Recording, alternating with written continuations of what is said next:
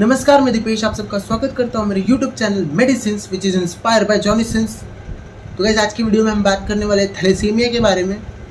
जैसे कि मैंने अपने एक रील में बात की थी कि लड़की होनी चाहिए, जिंदा होनी चाहिए, बट थैलेसीमिक नहीं होनी चाहिए। तो वो लड़का या लड़की थैलेसीमिक क्यों नहीं होनी चाहिए, उसको आज हम जस्टिफाई करेंगे। तो गाइस, चलिए आज की वीडियो को शुरू करते हैं। उससे पहले बताना चाहूँगा कि चैनल को सब्सक्राइब नहीं किया तो सब्सक्राइब कर दो, नोटिफिकेशन बेल को भी बजा दो। उस लाल वाले बटन पे थैलेसीमिक माइनर फेंक के मारो या मेजर फेंक के मारो, मुझे पता नहीं, लेकिन चैनल सब्सक्राइब हो जाना चाहिए। तो चलिए शुरू करते हैं।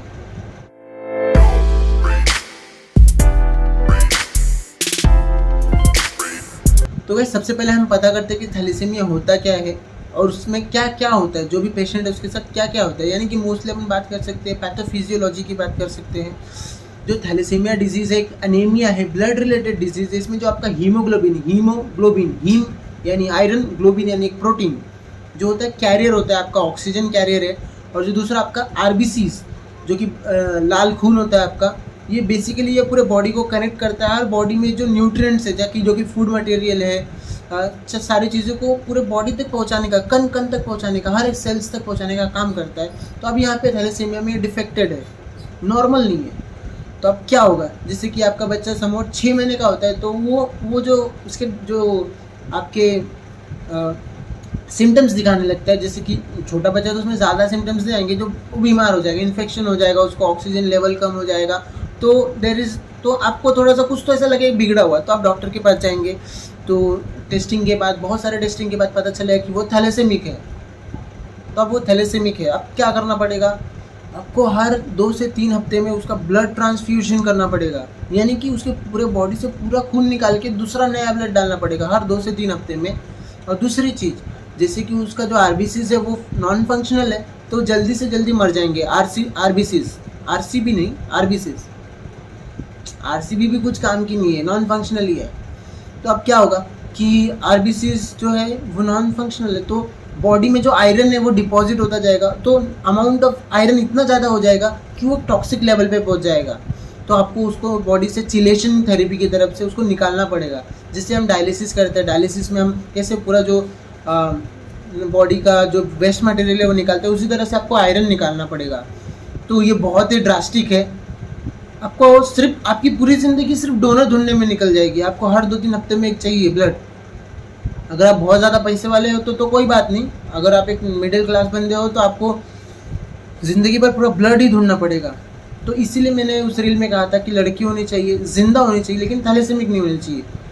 यहाँ पे मैं कुछ सेक्सियस नहीं होना चाहता हूँ, लड़की भी हो या लड़का भी हो, वो बस थैलेसीमिक नहीं होना चाहिए।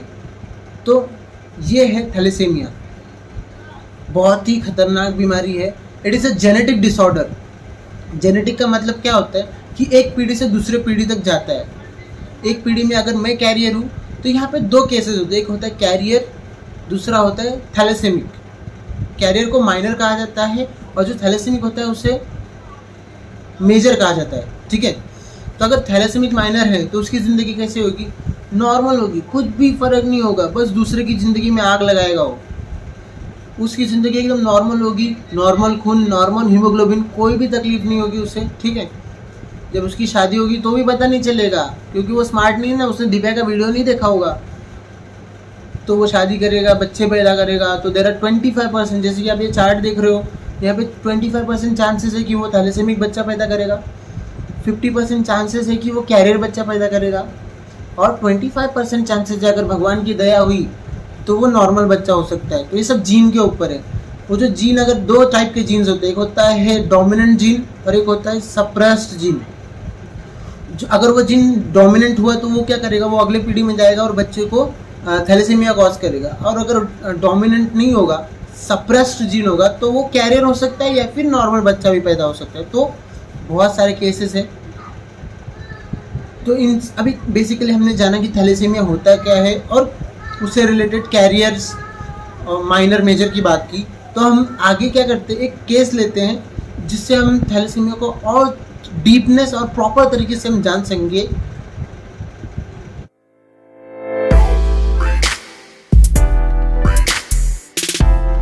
अभी चलिएगा अपन बात करते हैं कि एक स्मार्ट कपल है, ठीक है, उसने दीपिका का वीडियो देख लिया है, द मेडिसिन्स चैनल को उन्होंने सब्सक्राइब किया और उन्होंने मेरा वीडियो देखा, प्रॉपर एक्सप्लेनेशन लिया, ठीक है। और वो डॉक्टर के पास गए भाई, अपनी शादी होने पहले तो डॉक्टर से पहले तो पंडित के पास गए, उन्होंने 36 गुण दिखाए, 36 के 36 गुण, ठीक है, चल मिल गए। अब ये 37वां गुण उनको चाहिए कि वो दोनों में से कोई भी थैलेसीमिक माइनर नहीं होना चाहिए। थैलेसीमिया टेस्ट किया उसने। थैलेसीमिया टेस्ट जो होता है बेसिकली एक नॉर्मल टेस्ट होता है, आपका ब्लड टेस्ट होता है, जिसमें आपकी ब्लड की मॉर्फोलॉजी, आपका हीमोग्लोबिन लेवल और बहुत सारी चीज़ें जो टेस्ट होते हैं, उससे आप पता चल जाता है कि आप थैलेसीमिक हो या ना हो। बहुत सारे कंट्रीज़ में तो ऐसा है कि अगर आपने थैलेसीमिक टेस्ट नहीं किया है तो आपको मैरिज सर्टिफिकेट भी नहीं मिलेगा। इतनी ज़्यादा अवेयरनेस है थैलेसीमिया के बारे में। और हमारे यहाँ अबे 2 रुपये लेके तो हम मेडिसिन लेने जाते हैं भाई, सर दर्द कर रहा है, ये टट्टी लग गई है, ये 2 रुपये लेके मेडिसिन लेने जाते हैं, तो अवेयरनेस कहाँ से आएगी दोस्त।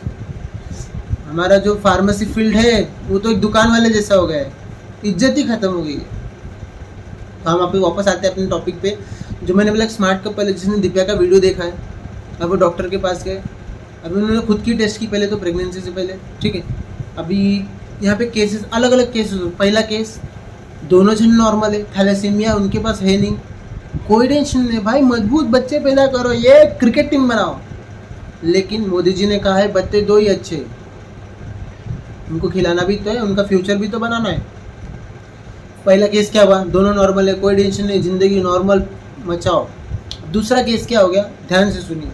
अब दोनों में से एक जो है थैलेसीमिक माइनर है और दूसरा नॉर्मल है। क्या है, एक थैलेसीमिक माइनर है और दूसरा नॉर्मल है, तो भी कोई टेंशन लेने की ज़रूरत नहीं है, जो अगली पीढ़ी है उसमें थैलेसीमिया नहीं होगा। हो गया। अब तीसरा केस, ये सीवियर केस है। यहाँ पे क्या हो गया कि दोनों माइनर है, बहुत रेयर केस है लेकिन अब दोनों माइनर है। अब क्या होगा, जैसे कि आप ये चार्ट देख रहे हैं, यहाँ पे 25% चांसेस है कि जो अगली पीढ़ी है वो थैलेसीमिक हो सकती है, 50% चांसेस है कि वो कैरियर हो सकती है, आग लगाने वाली हो सकती है, और जो 25% है वो नॉर्मल होगी, कोई टेंशन नहीं, ठीक है। तो अब मैं सबसे ड्रास्टिक केस को पकड़ता हूँ कि भाई तीसरा केस हो सकता है, ठीक है। तो क्या बच्चे पैदा नहीं करना है, वंशाचा दिवा नको है आपल्याला, हवं है ना, still there is a chance भाई, मेडिकल साइंस इतना आगे पहुँच चुका है। अभी आपने अब तो थैलेसीमिक हो, अभी आपने डिसाइड कर लिया भाई, वो आपने डॉक्टर दिव्या का वीडियो देख के आप स्मार्ट मूव ले लिए कि आपने पता चलिए अपन थैलेसीमिक है, अभी एक्सपेक्टेड मदर एक्सपेक्टेड है, तो अब क्या होगा, वो यहाँ पे चांस क्या है कि प्रीनेटल टेस्टिंग होती है, मतलब बच्चा पैदा होने से पहले ही उसका जो एम्बेलिकस कॉर्ड का जो लिक्विड होता है, एम्बेलिकल फ्लूइड होता है, उससे प्रीनेटल टेस्टिंग होगी। प्रीनेटल टेस्टिंग बहुत ही अच्छी चीज़ है और बहुत बुरी भी चीज़ है। सेक्स डिटर्मिनेशन के लिए भी इसका उपयोग किया जाता है, जो कि पूरे दुनिया में बैन है। तो अब प्रीनेटल टेस्टिंग हुई, उसके वो जो स्पेसिफिक जीन है थैलेसीमिया के लिए, अगर वो उसमें है तो फिर वही केसेस आ जाए। अगर है तो डॉक्टर आपको बताएगा कि भाई आपका जो होने वाला बेबी है, there is a chances, 25% chances था, उससे पता चला। अगर वो जीन नहीं है उसके अंदर तो नॉर्मल बंदा है। अगर जीन दिख रहा है तो 2 केसेस हो सकते हैं, एक तो वो कैरियर हो सकता है या फिर दूसरा वो हो सकता है कि थैलेसीमिक हो सकता है। तो डॉक्टर आपको कहेगा कि या इसके अंदर वो जीन्स दिख रहा है तो चांसेस है कि ये थैलेसीमिक हो सकता है। तो डॉक्टर आपको कंसल्ट करेगा कि भाई अगर थैलेसीमिक हुआ तो ये हो सकता है, जैसे मैंने बताया, आपने देखा दिव्या की वीडियो में कि ऐसे ऐसी चीज़ें हो सकती है। तो ये आपका डिसीजन है कि आपको ये प्रेगनेंसी आगे लेके जानी है नहीं।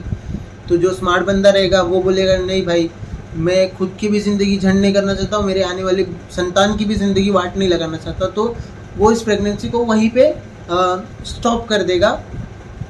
और ये एक अच्छा मूव होगा, इससे कोई भी पाप नहीं है, जीव हत्या की कोई पाप नहीं, क्योंकि एक अच्छे काम के लिए आपने किया है। कि अगर जो आने वाली पीढ़ी है उसकी भी ज़िंदगी तो ख़राब ही होने वाली ना, हर 2 हफ्ते में उसको ब्लड ट्रांसफ्यूजन, उसकी ज़िंदगी तो नॉर्मल रहेगी नहीं ना, उसको ब्लड डोनर ही ढूंढने में ज़िंदगी चली जाएगी, मज़े तो ले ही नहीं पाएगा। Iron chelation, body toxic level, kidney खराब, ज़िंदगी झंड। तो गाइस ये सारी चीज़ें हैं जिससे आप इस डिजीज़ से बच सकते हैं। Awareness is the most important thing. सबसे पहली बात तो अगर मुझे पहले ही पता चल जाए, मैं टेस्टिंग शादी के टाइम ही अगर मैंडेटरी कर दे सरकार की भाई थैलेसीमिया टेस्ट करना ही है। गाइस मैं आपको ये वीडियो क्यों शेयर कर रहा हूँ, एज ए फार्मासिस्ट ये तो मेरा काम है, क्योंकि अवेयरनेस किसी को तो फैलाना होगा ना। एक मेडिसिन और एक नॉर्मल पर्सन, इसको जोड़ने का काम, क्योंकि मेडिसिन किसी को भी नहीं खानी होती है, किसी को भी मेडिसिन खाना अच्छा नहीं होता है, या फिर किसी भी चीज़ को जो ड्रास्टिक लाइफ है किसी को भी नहीं चाहिए। तो ये अवेयरनेस फैलाने का काम पेशेंट काउंसलिंग का काम एक फार्मासिस्ट का होता है, एक डॉक्टर का होता है। डॉक्टर भी करता है और हमारा भी काम है कि हम आपको ये ज्ञान दें, ठीक है। लेकिन हमारे इंडिया में फार्मासिस्ट की कोई इज्जत नहीं है, उसे बस एक दुकान वाला कहा गया है, ठीक है। तो इस चीज़ को कहीं ना कहीं बदलना चाहिए, हमारा सिस्टम भी कहीं ना कहीं उसके लिए रिस्पॉन्सिबल है। तो ठीक है, कोई बात नहीं। तो गाइस इस वीडियो में मैंने ये जो अवेयरनेस फैलाई, इसका एक रीज़न है, क्योंकि कुछ दिन पहले मुझसे एक बंदा मिला था, उससे बात करते करते ये हुआ कि उसने मुझे कहा कि जो मेरा बच्चा है वो थैलेसीमिक है।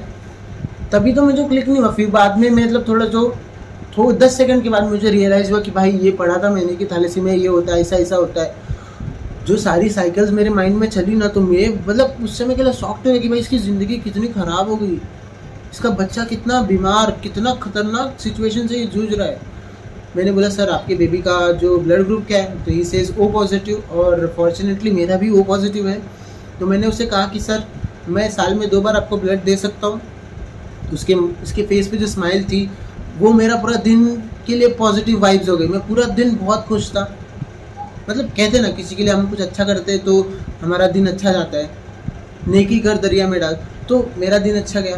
तो गाइस फिर मैंने उसको पूछा कि सर O पॉजिटिव ही लगता है क्या, तो उसने कहा कि नहीं ऐसा नहीं रहता, अब मेरे बिहाफ में अगर ब्लड डोनेट करते हो, कौन सा भी ब्लड डोनेट करो, मुझे जो ब्लड चाहिए वो मिल सकता है। तो मैंने ठीक है सर मैं ब्लड डोनेट करूँगा, और ठीक है मैं मेरी तरफ से जो कर सकता हूँ मैं करूँगा। और तब मैंने उसका नंबर लिया और उसने मुझे अभी तक तो कांटेक्ट नहीं किया, मे भी उसका अरेंज हो जाता रहेगा। तो उसने मुझे कहा कि जब भी ज़रूरत होगी मुझसे मैं आपको कॉल करूँगा। तो गाइस इसी तरह से कि अगर आप भी इंटरेस्टेड हो ब्लड डोनेशन में, ब्लड डोनेशन करना चाहिए गाइस, क्योंकि किसी एक ज़िंदगी के लिए खून तो लाखों बहाते, दुश्मनी में तो कहाँ, यूक्रेन में देखो लाखों का खून बह रहा है, लेकिन अच्छी कामों के लिए भी खून बहाया जा सकता है। तो गाइस आज का वीडियो यही समाप्त करते हैं, बहुत ज़्यादा ज्ञान हो गया। अगर आपको ये वीडियो किसी भी चीज़ के लिए अच्छा लगा होगा तो कमेंट में बताइए, चैनल को सब्सक्राइब कीजिए, शेयर करिए इस वीडियो को, मीम शेयर करते हो ना भारी भारी, इस वीडियो को भी शेयर करो। इसी के साथ आज का वीडियो यही समाप्त करते हैं। जय हिंद, जय भारत।